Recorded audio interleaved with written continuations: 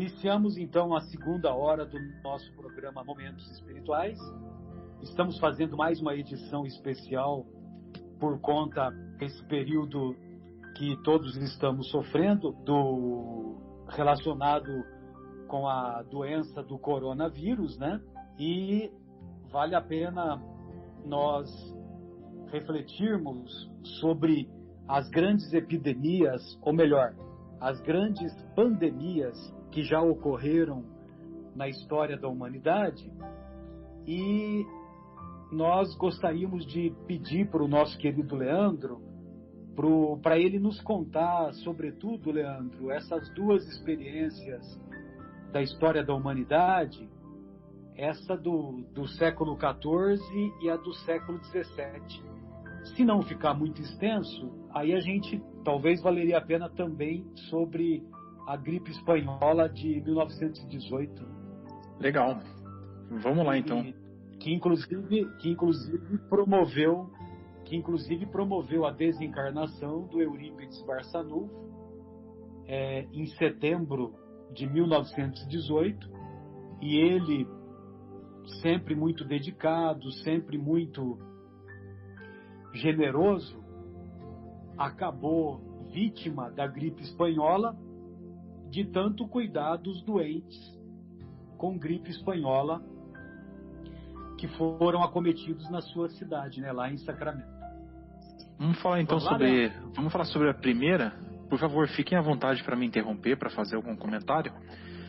A primeira foi a peste negra, e esta foi a maior, a mais trágica epidemia que a história registra, tendo produzido aí um morticínio aí sem paralelo. Foi chamada peste negra pelas manchas escuras que apareciam na pele dos enfermos. E como em outras epidemias, teve início na Ásia Central e espalhou-se por via terrestre e marítima em todas as direções.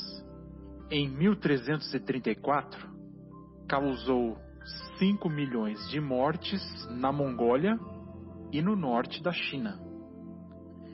E também houve grande mortandade na Mesopotâmia e na Síria.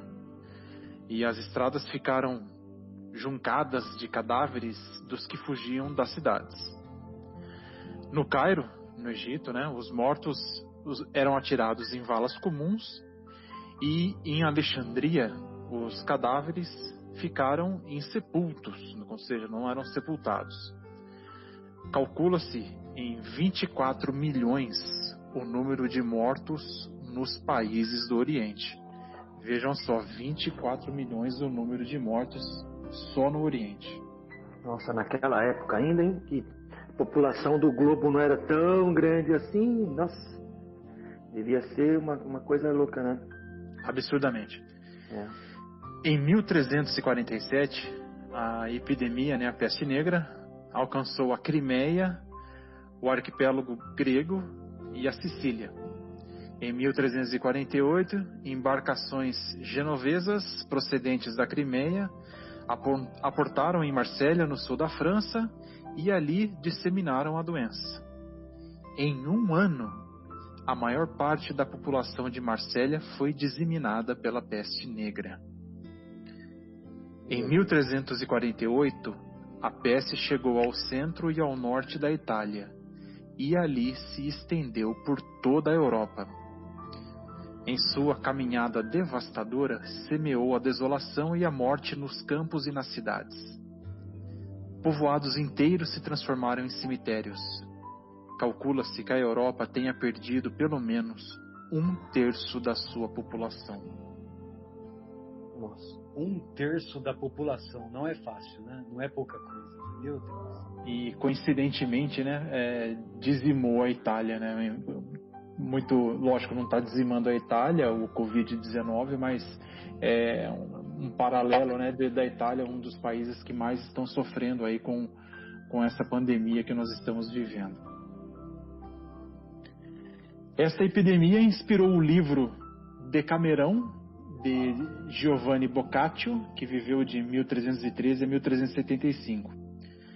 As cenas que ele descreve no prólogo do livro se passam na cidade de Florença, na Itália, e alguns trechos que nós podemos aqui narrar. A peste, atirada sobre os homens por justa cólera divina e para nossa exemplificação, tivera início nas regiões orientais. Incansável, fora de um lugar para outro e estendera-se de forma miserável para o ocidente. Nenhuma prevenção foi válida, nem valeu a pena qualquer providência dos homens. Então, semelhante também ao que nós vivemos hoje, né? O coronavírus, as pesquisas dizem que teve origem na Ásia, né? No Oriente, e depois migrou para o Ocidente, também muito parecido com o que nós vivemos atualmente. E mesmo as providências, né? As providências também são muito restritas, né? A gente precisa se manter isolado. Exato. E aí, na continuação aqui no texto, né? Também em Avignon, na França, vivia Guy de Chauliac, o mais famoso cirurgião da época, né? Ele era médico do Papa Clemente IV. O Chauliac sobreviveu à peste e ele deixou o seguinte relato: a grande mortandade teve início em Avignon em janeiro de 1348. A epidemia se apresentou de duas maneiras. Nos primeiros 2 meses, manifestava-se com febre e expectoração sanguinolenta, e os doentes morriam 3 dias depois. Decorrido esse tempo, manifestou-se com febre contínua e inchação nas axilas e nas virilhas, e os doentes morriam em 5 dias. Era tão contagiosa que se propagava rapidamente de uma pessoa a outra. O pai não ia ver seu filho, nem o filho a seu pai. A caridade desaparecera por completo. E continua. A caridade desaparecera por completo. Olha só como que ele chama a atenção. Isso. Muito... Por conta de vossa iniquidade, a caridade de muitos esfriará. Lembra dessas palavras do mestre? Sem dúvida. Oi. Se me permite, já que deu uma interrompidinha. Claro. Eu estava vendo aqui a questão da população. É estimado que a população do planeta era de 450 milhões de pessoas. E ao final da peste negra, que ela teria caído para algo entre 350 ou 370 milhões, ou seja, 25% da população mundial foi dizimada pela peste negra, né? Meu Deus, é muita coisa, né? Meu Deus. E olha a grandeza, a misericórdia divina, né? Que se nós transportarmos para o dia de hoje, nós temos mais de 7 bilhões de habitantes, né? E por enquanto, nós temos em torno de 50 mil pessoas que tiveram suas vidas ceifadas, né? Exatamente. E aí, né, continuando com o texto, diz o seguinte, que no meio de tanto desespero e irracionalidade, alguns episódios edificantes surgiram, né? Por exemplo, muitos médicos se dispuseram a atender os pestosos, o adjetivo que eles utilizam, os que estavam contaminados com a peste negra, certo, arriscando a própria vida. Exato. Aí ele continua, adotavam para isso roupas e máscaras especiais.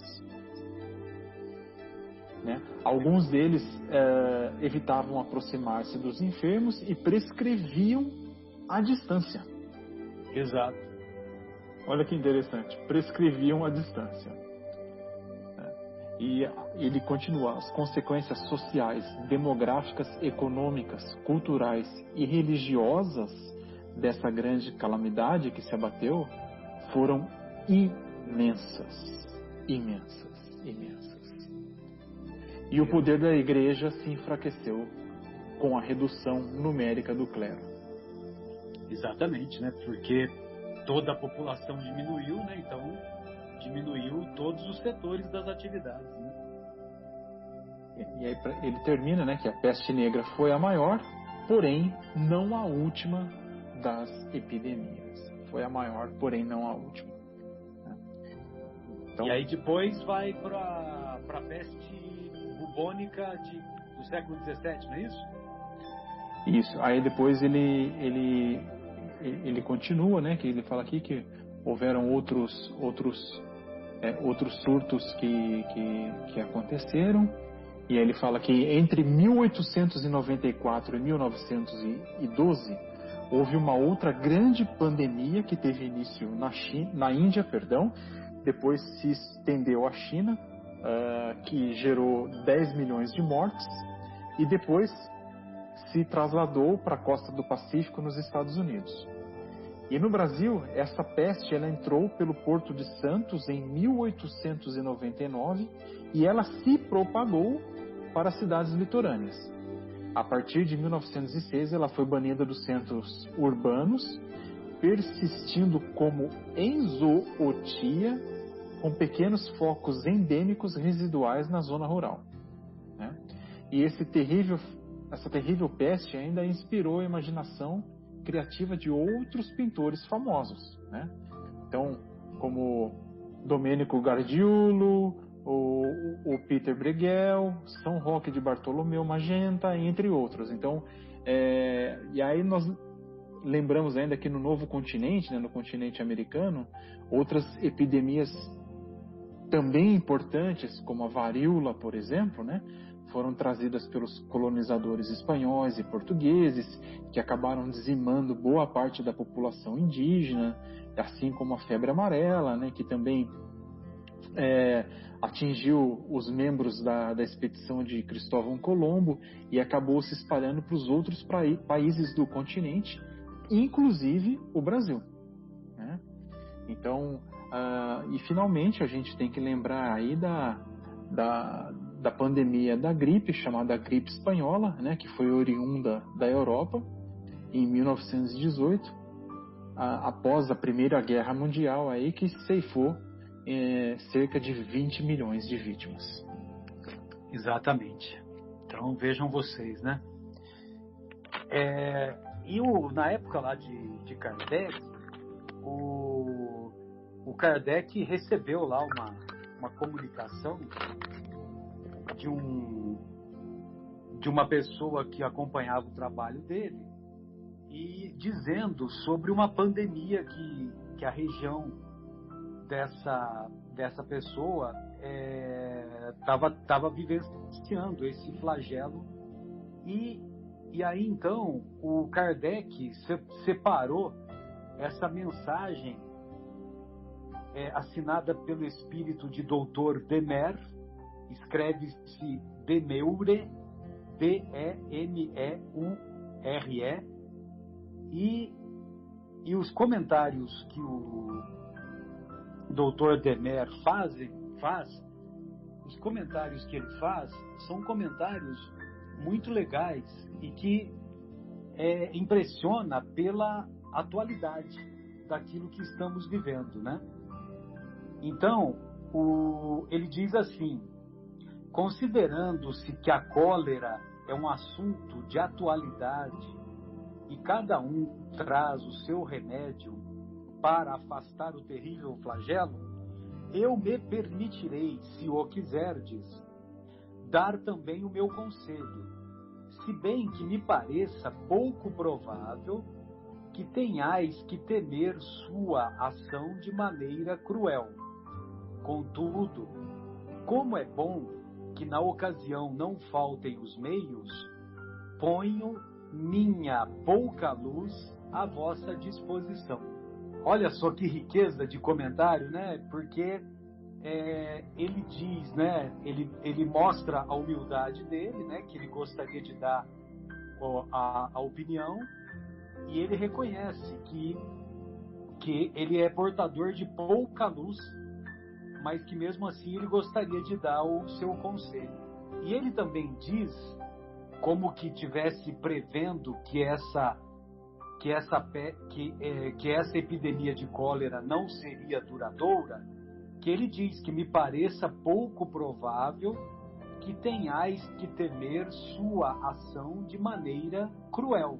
Para aqueles que leram a obra Renúncia do Espírito Emmanuel, nós nos recordamos que nos primeiros capítulos ele descreve uma epidemia de varíola que varreu a região da França, Paris, as cidades próximas de Paris, praticamente foi o continente europeu todo. E a história se passa em 1663.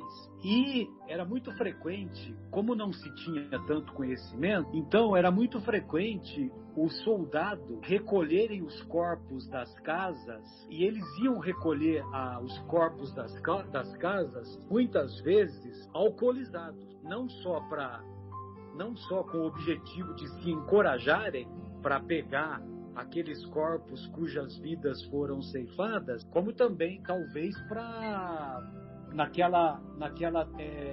naquele pensamento que eles tinham de que o álcool poderia servir de defesa, vamos dizer assim. Então, eles depois que eles recolhiam os corpos, sabe o que eles faziam? Eles queimavam as casas. As casas eram queimadas e abandonadas, que era o tratamento que se fazia na época, né? Então, o nosso querido Emmanuel, ele dá essa riqueza, né, de comentários, né? Muito bem. Aí o nosso querido doutor Demers, ele continua dizendo assim: essa afecção, apesar do que dizem, não é imediatamente contagiosa. E aqueles que se acham numa região onde ela graça, onde ela aumenta de intensidade, não devem temer prestar socorro aos doentes. Então, porque quando você imagina, né, hoje, com todo o conhecimento que nós temos, nós já temos medo de ter contato com alguém que está doente. Você imagina naquela época que as pessoas tinham menos conhecimento, né? Nossa. Então, quer dizer, era natural que eles ficassem mais amedrontados ainda, né? Só para ilustrar, eu tenho o grupo da minha família, mandaram para mim um recorte de jornal daquela época, falando da gripe espanhola, e está assim: conselhos ao povo da Inspetoria de Higiene: evitar aglomerações, principalmente à noite, não fazer visitas, tomar cuidados higiênicos com o nariz e a garganta, e inalações de vaselina mentolada, gargarejos com água sal, com água iodada, com meio cítrico, tanino e infusões, contendo tanino com folhas de goiabeira e outras. Tomar como preventivo, internamente, qualquer sal de quinino, nas doses de 25 a 50 centigramas por dia, e de preferência no momento das refeições. Quer dizer, é engraçado, né? Já daquela época existiam as recomendações, inclusive eu peguei essa questão do quinino e eu procurei, existe gente vendendo quinino, e também é um antimalárico no Mercado Livre. E eu caí na besteira de colocar isso no grupo da família. E ainda brinquei assim: olha, quem quiser comprar, a recomendação tem 102 anos, mas tem gente que tem 30. E eu tomei uma bronca danada, uma aula de química de uma prima que a gente tem que trabalhar com isso, falando que tem que tomar muito cuidado. Da mesma coisa da cloroquina, né? Que hoje a gente está falando de cloroquina. Isso. Mas era isso, você falou das possíveis curas e cuidados, né? Os caras indo embriagados achando que o álcool talvez fosse um agente de esterilização interna, né? Porque cabia aos isso, soldados da época fazerem o recolhimento dos corpos, né? Então, eu acho que eles iam recolher alcoolizados os corpos com esse duplo objetivo de encorajar, né, para enfrentar, né, aquele cheiro, aquela coisa desagradável, como também porque eles acreditavam que o álcool pudesse, vamos dizer assim, proteger, né? Que é o que nós fazemos hoje com o álcool em gel, né, que nós temos utilizado, não é isso? Para quem gostava de beber, estava ótimo, então. Mas pelo Vou menos lá recolher os corpos ali. E pelo menos era vinho nacional lá da França. Onde você vai? Você vai pro bar de novo? Não, vou lá recolher uns corpos. Exatamente. Bem, meu Deus do aí o nosso querido Dr. Demer, ele continua, né? Não existe um remédio universal contra essa moléstia, seja preventivo, seja curativo, visto que o mal se complica de várias maneiras que ora se devem ao temperamento dos indivíduos, ora ao seu estado moral e aos seus hábitos, ora às condições climáticas, o que faz que tal remédio dê resultado em certos casos e não em outros. Pode-se dizer que a cada período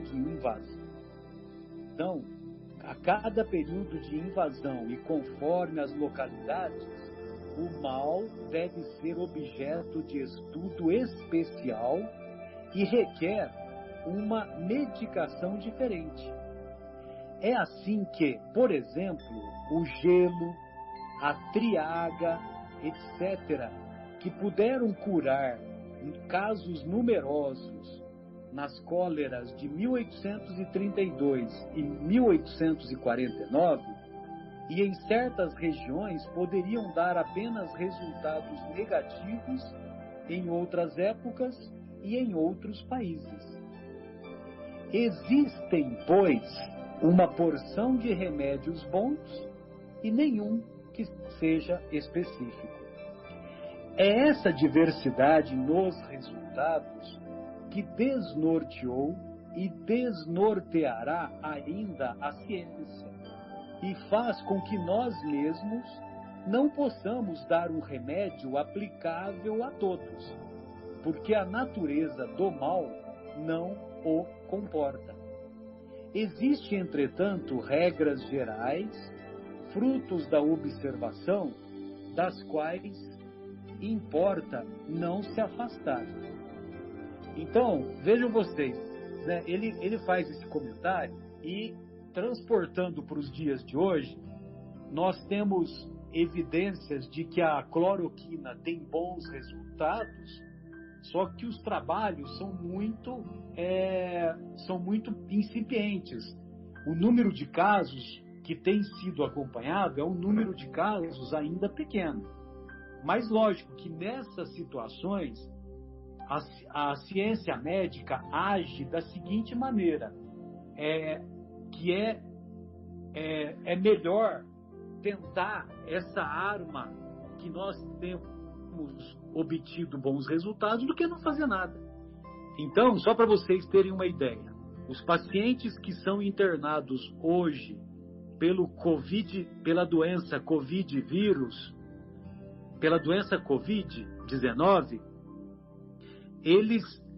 aqueles casos graves que o paciente precisa ficar na UTI, em ventilação mecânica, evidentemente entubado, é prescrito para eles o Rocefin, que é um antibiótico potente.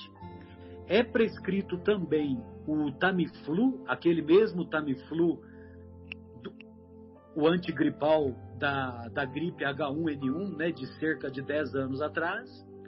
E também é prescrito a azitromicina. A azitromicina é um antibiótico que, em parceria com a cloroquina, tem trazido resultados promissores, entendeu? Só que, infelizmente, a cloroquina, a azitromicina, ela já está praticamente acabando no mercado, né? Vai ter que ser produzido mais.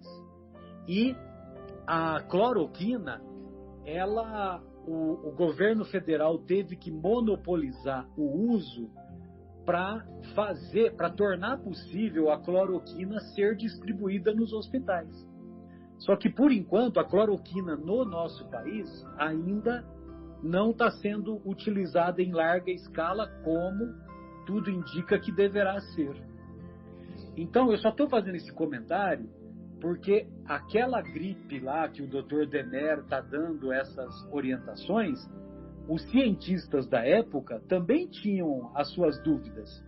E foi útil alguns tratamentos numa determinada época e numa determinada região, mas não em outra época e em outra região. Então, vejam vocês como que é difícil. E, evidentemente, que nós nem podemos comparar as duas épocas, porque o Dr. Demer está se referindo ao século XIX. E a penicilina, por exemplo, ela foi descoberta em 1940. É, verdade. E a gente vê que ele... Exato, pois não. Desculpe. Ele fala assim, né? O mal se complica de várias maneiras. Então ele coloca as maneiras, até de certa forma, desconhecida para ele, talvez uma predisposição para alguma coisa ou outra não, que fala do temperamento dos indivíduos, né? Temperamento. Exato. Né? Ele falou acima, né? Isso. Isso, acima. E fala assim, do seu estado moral, né? Ou seja, das suas próprias atitudes, como é que ele leva a vida, muito regrada ou não, talvez seja isso que ele esteja falando, né? Do estado moral, dos hábitos das pessoas, ó. E aí depois ele vem para as condições climáticas, né? E que tal remédio dá resultado em certos casos, em outros não. Então ainda é desconhecido, tanto que ele fala das coisas assim, temperamento, estado moral, porque realmente eles não sabiam o motivo, né? E até você vê que atualmente, Marcelo, mesmo com o Covid, está aparecendo na televisão alguns casos de jovens, né? Desencarnando, né? Sem ter uma predisposição, pelo menos desconhecida, pelo menos que nós não sabemos, né? Que só imaginavam que isso acontecia com os idosos. É claro que a grande maioria ainda são eles, né, que sofrem. E ainda esses mistérios, né, que alguns jovens estão também desencarnando, né? Exatamente. E aí Marcos, Leandro, Guilherme, amigos, ele vai falar agora sobre a preservação, né? Então ele diz assim: o melhor preservativo consiste nas precauções de higiene sabiamente recomendadas em todas as instruções dadas a respeito, que consistem na limpeza, no afastamento de toda causa de insalubridade e dos focos de infecção, e na abstenção de todo excesso. Além disto, deve-se evitar a mudança de hábitos alimentares, salvo para evitar as coisas debilitantes. É preciso, igualmente, evitar os resfriados, as transições bruscas de temperatura e abster-se, ao menos por necessidade absoluta, de toda medicação violenta que possa trazer perturbação à economia. Bom, só para vocês terem uma ideia, né? No final segunda metade do século, até a segunda metade do século XIX, 1850, 1860, os médicos, eles não usavam luvas. Não usavam luvas. Então, por exemplo, na minha área, né, na área da ginecologia e obstetrícia, era muito comum o médico fazer o exame da paciente que estava para dar à luz, né, o exame ginecológico, e depois, muitas vezes, ele também ia examinar uma outra paciente com suspeita de câncer do colo do útero, por exemplo. Entendeu? E tudo isso, muitas vezes, sem lavar as mãos. Entendeu? Tanto é que era muito frequente a paciente ser examinada, por exemplo, com câncer do colo do útero, e depois o médico examinava a paciente que estava para dar à luz. E aí muitas pacientes, muitas parturientes, após o parto, elas desenvolviam infecção puerperal e muitas acabavam tendo suas vidas ceifadas por conta dessa falta, né, de conhecimento que na época não se tinha, né? Por isso que a maioria das pacientes que engravidavam, elas faziam de tudo para dar à luz na própria residência. Porque se elas fossem para o hospital, o risco de contaminação seria muito maior. Vocês entendem?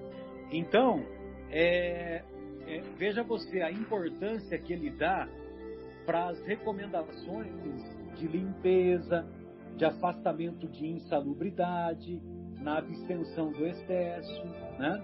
Então, o que é mais importante nessa pandemia que estamos vivenciando? Além do isolamento, além da manutenção da distância, lavar as mãos. Lavar as mãos o tempo todo. E eu confesso para vocês que eu, particularmente, eu sou mais fã de lavar as mãos com sabão o tempo todo do que o álcool em gel, entendeu? Mas não estou dizendo que não é para usar o álcool em gel, mas eu sempre prefiro, né? Se eu tenho as duas possibilidades, eu dou preferência para lavar com água e sabão, mesmo porque o vírus causador da Covid, o corona, ele tem ele tem uma camada de gordura na sua camada mais externa, entendeu? Então, o sabão facilmente faz com que ele seja destruído. Bem, aí o nosso Dr. Demer, ele continua. Sabeis que muitas vezes, em casos semelhantes, o medo é pior que o mal. Infelizmente, o sangue frio não se impõe, mas vós, espíritas, não necessitais de conselhos sobre este ponto, pois encarais a morte sem receio e com a calma dada pela fé. Que foi aquilo que o nosso querido Jaime falou quando ele estava se despedindo da fé raciocinada.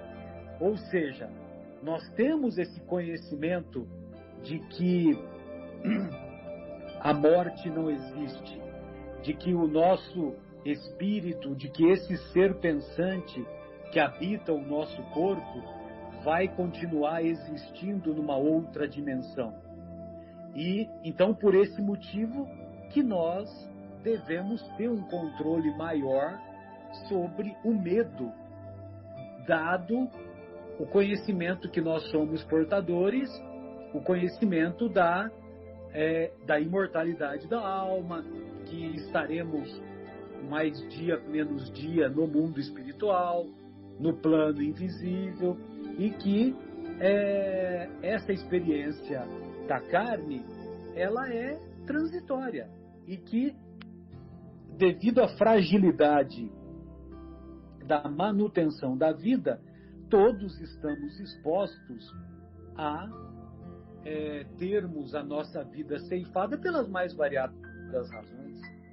Em caso de ataque, continua o Dr. Demer, importa não negligenciar os primeiros sintomas: o calor, a dieta, uma transpiração abundante, as fricções, a água de arroz com algumas gotas de láudano são medicamentos pouco custosos e cuja ação é muito eficaz. Se a energia moral e o sangue frio a tudo isso se vierem juntar, a energia moral e a coragem, né? O sangue frio que ele está querendo dizer é a oposição ao medo. Então, ele dá essa receita, né, de uma dieta saudável,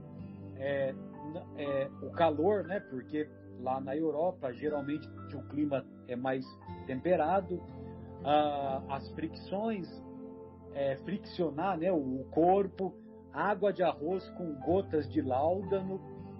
O láudano eu não tenho conhecimento, né? Se o Guilherme conseguir uma pesquisa rápida aí sobre o láudano, viu, Guilherme? Talvez possa enriquecer o nosso conhecimento. Como às vezes é difícil conseguir láudano por falta de médico, né? Porque precisava de prescrição. Pode-se dar, em casos de urgência, qualquer outra composição calmante, e em particular o suco de alface, mas em dose fraca. Aliás, pode-se apenas ferver algumas folhas de alface em água de arroz. Olha que interessante. Ferver um suco de alface, ferver algumas folhas de alface em água de arroz. Só que ele diz, né, vocês perceberam, que ele diz que isso tem que se juntar à energia moral e à coragem, o sangue frio. Vocês estão acompanhando? Sim, estamos acompanhando. Estou acompanhando. Marcelo, e o láudano é o termo usado na literatura médica para designar o medicamento, originalmente à base de vinho branco, açafrão, cravo, canela e ópio, desenvolvido pelo alquimista Paracelso no século XVI. Pois é, então, eram as armas que eles tinham na época, né?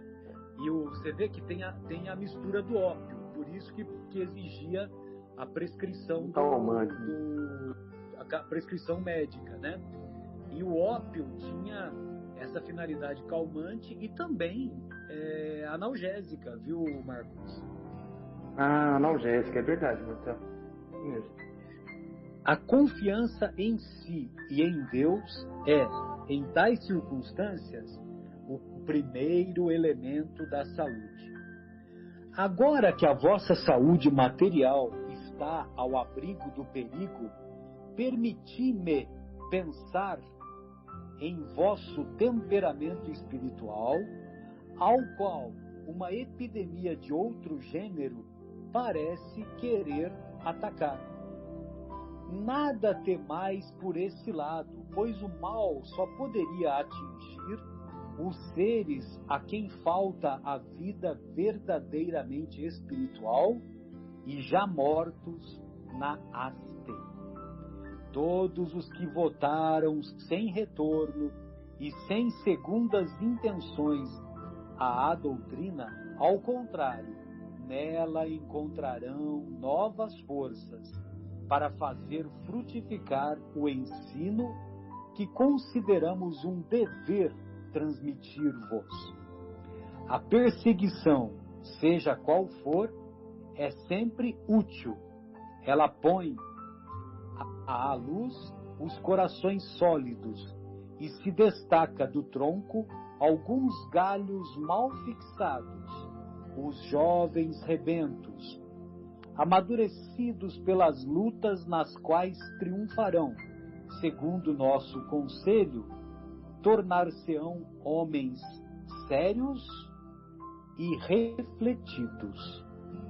Assim, pois, muita coragem, marchai sem medo pelo caminho que vos é traçado, e contai com aquele que jamais vos faltará, na medida de suas forças. Contai com aquele que jamais vos faltará, na medida de suas forças. Você se lembra de alguma coisa, esse trecho aí, ô Marcos? O Senhor é meu pastor, não nos faltará. Sempre aquela brincadeira que eu faço, né? Porque a tradução que chegou para o português é: o Senhor é meu pastor, nada me faltará. Mas se fosse nada me faltará, Deus tinha que dar as coisas materiais. Então tinha que dar casa, comida, roupa lavada, mais um tanto de R$1.000 por mês, né?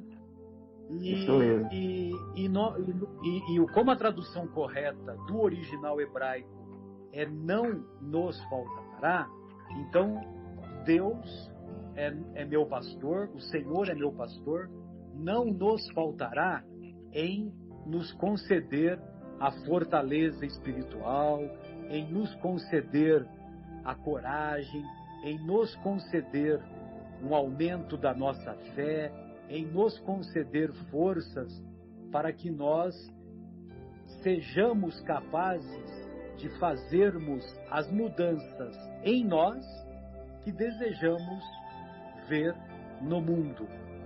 Agora, as mudanças no mundo só ocorrerão quando nós fizermos as mudanças dentro de nós mesmos.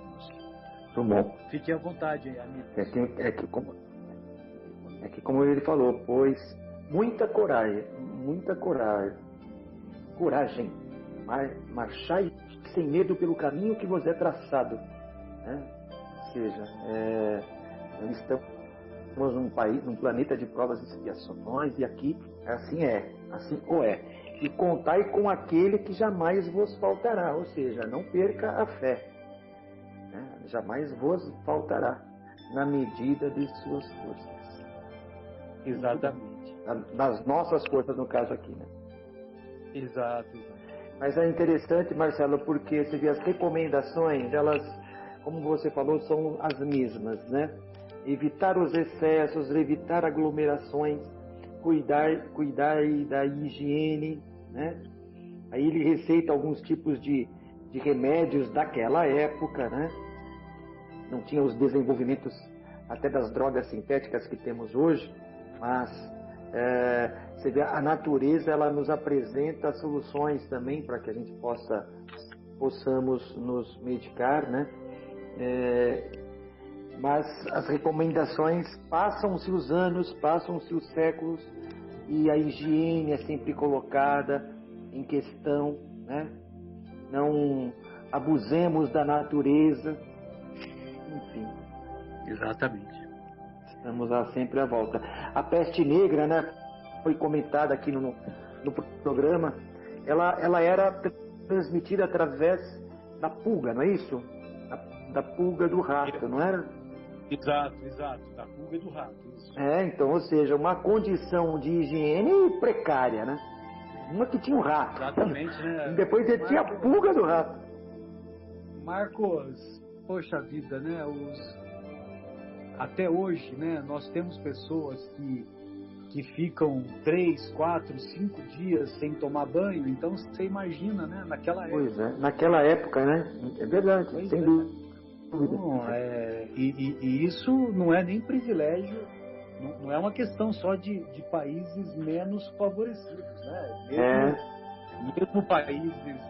Mesmo países europeus, é muito comum nós encontrarmos os nossos irmãos lá da Europa mantendo esses hábitos, principalmente no inverno, né? E nós reconhecemos que o inverno é rigoroso, mas ainda se mantém, né, esses costumes de ficar 3, 4, 5 dias sem tomar banho, né? Sabe que eu li um livro na minha época de faculdade, na época da arquitetura. O livro se chama Dimensão Oculta. É um livro muito interessante, que ele mostra cada sociedade tem a sua forma de aproximação, né, de se interagir. E os orientais do Oriente Médio, né, não o extremo oriental, mas fala mais do Oriente Médio, eles gostam de falar muito próximo, até no caso de sentir o hálito do outro, bem a proximidade dos corpos. Nesse tipo de sociedade, nesse tipo de país, é evidente que há um certo... acelera-se esse processo de contágio, seja de qualquer vírus ou qualquer moléstia nesse sentido, né? Então me parece que desses países orientais assim são bem propícios a isso, até porque a população é mais numerosa em alguns deles, né? São bem, claro, em alguns bem mais numerosas do que o nosso. E parece que as coisas surgem lá muito mais. Mas a gente vê a situação de se tomar cuidado com um simples espirro, uma simples tosse, que às vezes a pessoa, mesmo sabendo, não se lembra, não se recorda e acaba espirrando ao ar, jogando aquelas coisas, partículas no ar, e aquilo vai embora, né? Não protege, não faz a proteção no braço, com o lenço, qualquer coisa, né? Aí as pessoas têm que ficar usando máscaras direto, né? Sem dúvida, bem lembrado. Engraçado vendo esse texto tão antigo, né? Sabe quando a gente compra um carro e depois que a gente compra o carro, a gente olha por lá e parece que só tem um carro igual ao nosso, todo mundo tem um carro igual ao nosso, a visto o carro antes, mas depois que compra, está todo mundo andando com o mesmo carro, né? A gente começa a reparar. Mal comparando, exato, assim que nós estamos vivendo um período único, onde nós, da nossa geração, e talvez a dos nossos pais nunca tenham vivido, mas a gente está vendo aí que tem um monte de carro igual em épocas mais remotas, que não nos alcançam nem aos nossos pais, mas assim, não somos privilegiados de forma alguma, já aconteceu várias outras vezes, inclusive de formas até mais violentas, né? Sim. Tirando muito mais gente do planeta, percentualmente falando. Sem dúvida. Exatamente. Para nós está sendo uma lição, mas eu já recebi alguns textos a respeito, né? É uma lição branda, né? Para, digamos assim, a humanidade nesse sentido de número de mortos, né? Que tem número de desencarnados, ele não é tão grande, 2,5, 2 a 2,5 a mortalidade desse vírus, mas para as questões do planeta, para as questões da economia, está sendo um choque, né? Um choque para realinhar, para colocar a consciência na frente da matéria, das coisas, eu creio, né? Nesse sentido. Parece que para a economia está sofrendo muito mais do que o próprio povo. É claro que o povo sofre porque a economia também se retrai, né?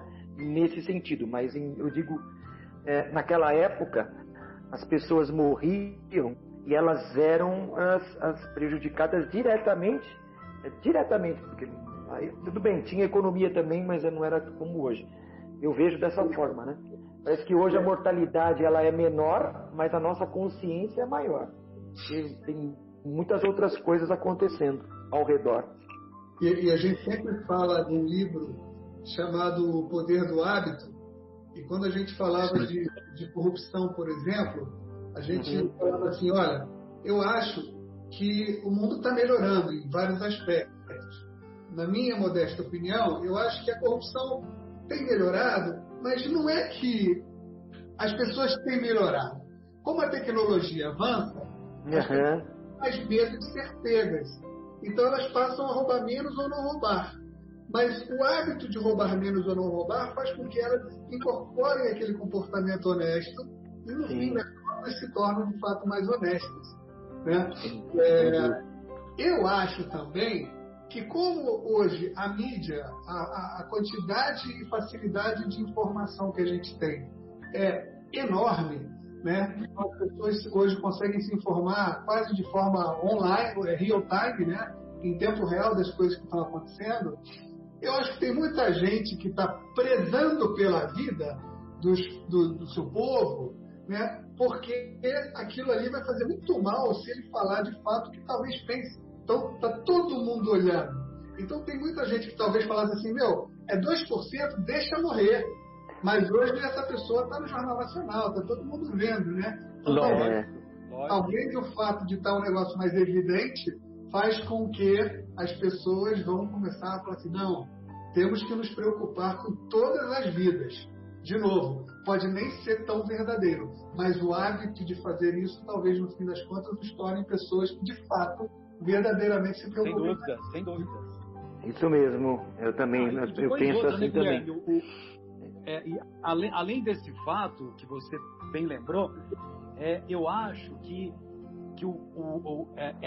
esse desafio do coronavírus é um desafio, sobretudo para os governantes, para nós, para a população toda, né? Mas eu estou dando uma ênfase para os governantes, Porque é preciso que os governantes coloquem os interesses coletivos acima dos interesses individuais e os interesses humanitários acima dos interesses econômicos. Entendeu? Então, lógico que a economia é importante, só que importância ela tem agora? Aí eu pergunto para você, que importância tem a gente ficar vendo o valor da Bolsa de Valores de São Paulo? Quanto que deu ontem, quanto que vai dar semana que vem? Isso tudo não tem importância nenhuma diante de 342 irmãos brasileiros que tiveram suas vidas ceifadas pelo coronavírus até hoje. E o interessante disso tudo, né, Marcelo, que foi bem que você falou, os governantes agora eles estão sendo forçados, esse é o termo, forçados a dar a prioridade à coletividade. A coletividade. Isso mesmo. E as causas humanitárias, né? Exatamente. Eles estão sendo forçados. O interesse econômico agora, eu estou falando respeitosamente. Sim, ficou secundário. O interesse econômico agora ficou secundário, entendeu? Sim. Por exemplo, eu adoro acompanhar futebol, né? Mas que importância que tem o futebol hoje? Sem dúvida, isso mesmo. Agora, Marcelo, muitos políticos, né? Também vou falar de uma forma generalizada, é claro, como tem bons e maus, mas muitos, as obras que eles faziam eram pontes e pavimentação, né? Que de certa forma era boa, mas deixava o saneamento básico em segundo plano porque estava abaixo da terra, não aparecia. Não aparecia. Então era melhor fazer um viaduto gigantesco ou uma coisa, né, faraônica, né, do que deixar água e esgoto tratado. Hoje, o tratamento, quer dizer, obrigatório é você pegar as riquezas das reservas do país e colocar a favor dos que estão provavelmente daqui a algum tempo passando fome, porque tem pessoas que vivem em comunidades que não têm renda, né? Vendia alguma coisinha no farol, mas nem carro no farol vai ter agora para eles venderem. Exato. Né? Como essas pessoas sobreviveriam? Então aí entra o poder público agora com responsabilidade, né? Exatamente. Pois não, Guilherme, fica à vontade. Qual foi o número que você deu aí? Quantos irmãos que tiveram a vida ceifada? Eu acho que eu falei 342, dá 324, eu ia corrigir. Não, independente do número, nos faz também refletir um pouco com relação ao seguinte. Estão me ouvindo? Tô.